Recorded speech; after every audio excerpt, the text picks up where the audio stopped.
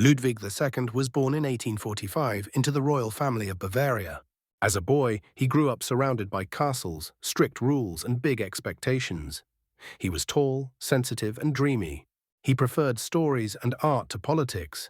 He loved the idea of a perfect king from legends, the kind who lives above ordinary life. And that was the first problem. When Ludwig became king in 1864, he was only 18. People looked at him and saw hope. He looked like royalty from a painting, young, handsome, serious. But he had almost no experience running a country, and Bavaria was not safe or calm. Germany was changing fast, Prussia was rising, wars were coming. Ludwig stepped onto the throne right as the age of romantic kings was ending. And he didn't notice. Or worse, he noticed and he hated it. From the start, Ludwig had two worlds in his head. One world was the real one: meetings, budgets, diplomacy, armies, alliances. The other world was the one he wanted: beauty, music, castles, myths, and total personal freedom. He chose the second world. Early on, Ludwig became obsessed with Richard Wagner, the composer. Ludwig didn't just like Wagner's music, he treated him like a prophet of beauty. He invited Wagner to Munich, paid his debts, gave him support, and tried to make his art the center of Bavaria's culture. This shocked the government. Wagner was controversial and expensive. Ministers warned Ludwig that this was dangerous. Ludwig didn't care. Because Ludwig wasn't trying to be a normal ruler, he was trying to build a dream. And like many rulers who chase dreams, he began to drift away from the people who had to run reality. Then came the moment that changed Ludwig's power forever. In 1866, Bavaria fought against Prussia in the Austro-Prussian War and lost. Bavaria was forced to accept Prussia's dominance. That was humiliating, and it scared Ludwig. He saw that Bavaria was too small to stand alone against the new power rising in Germany. A few years later, in 1870–1871, another war came, the Franco-Prussian War. Prussia was building a united German empire. Bavaria had to choose: resist and get crushed, or join and survive. Ludwig agreed to support German unification, and he remained King of Bavaria, but with less real independence. Bavaria kept some special rights, but the big direction of German politics was now controlled from Berlin. This is a key point in his downfall. Because Ludwig didn't lose control in one day, he lost it because the world changed, and he couldn't accept the new world. After 1871, Ludwig was king, but not the kind of king he imagined being. He still had palaces, titles, and ceremonies. But the serious power was increasingly handled by ministers, and Bavaria was tied to a larger empire. Instead of adjusting, Ludwig withdrew. He pulled away from public life. He avoided ceremonies. He hated crowds and politics. He began living more and more at night, sleeping during the day, wandering through forests, and spending long stretches in isolation. And while he disappeared from the public, he started building. This is the part people remember: the castles. Neuschwanstein, Linderhof, Herrenchiemsee. They weren't normal royal homes, they were fantasy worlds made of stone. Knights, swans, mirrors, gold, stage-like halls. One of them was basically Ludwig's tribute to Versailles. These castles weren't built for government. They were built for escape, and they cost a fortune.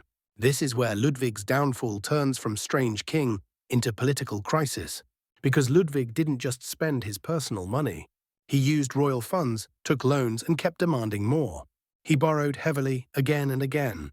His ministers warned him repeatedly. The state's finances were under pressure. Creditors started circling. People feared a public scandal that would embarrass Bavaria and maybe threaten the monarchy itself. But Ludwig kept going.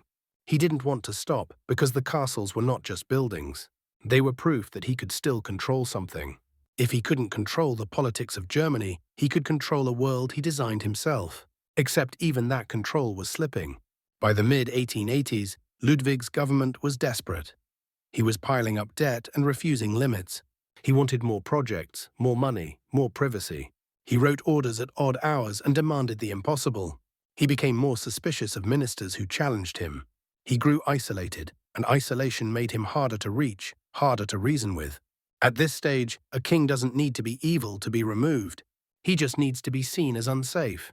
Because ministers have a job: keep the state running, keep the monarchy stable, prevent collapse. And in Bavaria, the ministers started to believe Ludwig was going to destroy both the finances and the reputation of the crown. so they looked for a way to stop him. But there was a problem. You can't vote out a king. You can't fire a king. You have to remove him by law. And the cleanest legal tool is this: declare him unfit to rule. That's where Ludwig's doom begins. In 1886, Ludwig's ministers quietly arranged a medical assessment. A group of doctors was gathered, led by a psychiatrist named Bernhard von Guden. They created a report saying Ludwig was mentally ill and incapable of governing. Here's the shocking part. Ludwig was not properly examined in person for this report. Much of it was based on witness statements, reports from servants, officials, and people around the court describing Ludwig's behavior. The ministers took this as their legal weapon, and once they had it, they moved fast. On June 10, 1886, the government declared Ludwig incapable and appointed his uncle, Prince Luitpold, as regent. Now imagine Ludwig's perspective. You're a king by birth. You've ruled for over 20 years. You live in a castle you built for yourself. And suddenly, your own government announces to the world, you are unfit, you are finished, your throne is being taken from you. It's not an assassination. It's something colder. A takeover with paperwork. A few days later, officials went to arrest Ludwig and bring him under control. At first, Ludwig resisted. There was confusion and panic. The first attempt to detain him at Neuschwanstein failed because Ludwig's staff and local supporters pushed back. For a moment, it looked like Ludwig might rally support and fight the removal. But Ludwig had a fatal weakness. He had almost no political network left. He had isolated himself for years. He had avoided the public. He had alienated ministers. He had spent money recklessly. He had turned his life into a private dream. So when the state moved against him, there wasn't a strong group ready to defend him. Soon after, Ludwig was taken into custody and moved to Berg Castle, near Lake Starnberg. And now we reach the final mystery. On the evening of June 13, 1886, Ludwig went for a walk near the lake with Dr. von Guden. Only the two of them went. Guards followed at a distance. They didn't return. Later that night, both Ludwig and von Guden were found dead in the water. Ludwig's watch had stopped. There were signs of struggle. Von Guden had injuries. And from that day to this, people have argued about what really happened. Here are the main possibilities. 1. Ludwig tried to escape. He may have attacked von Guden to get away, then tried to cross the lake and drowned. 2. Ludwig killed himself. If he believed his life was over, his crown gone, his dream crushed, he may have chosen death. 3. Ludwig was killed. Some people believe he was murdered to prevent him from rallying supporters and returning.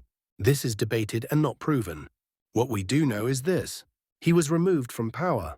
2 days later, he was dead. And Bavaria moved on without him. His uncle became regent. Ludwig's brother Otto was technically king, but Otto was also considered unfit, so real power stayed with the regent and the government. Ludwig's castles, the very thing that helped push his ministers to remove him, became his legacy. They became symbols of Bavaria itself. Tourists came, money flowed, the dream became profitable. But for Ludwig, the dream was fatal, because Ludwig didn't lose control of Bavaria in a single dramatic scene. He lost it step by step. He lived in a world that was disappearing. He withdrew from politics when politics needed him most. He spent huge sums trying to build a private fantasy. He isolated himself so deeply that when enemies moved against him, there was no defense. And in the end, his own state used the cleanest weapon possible.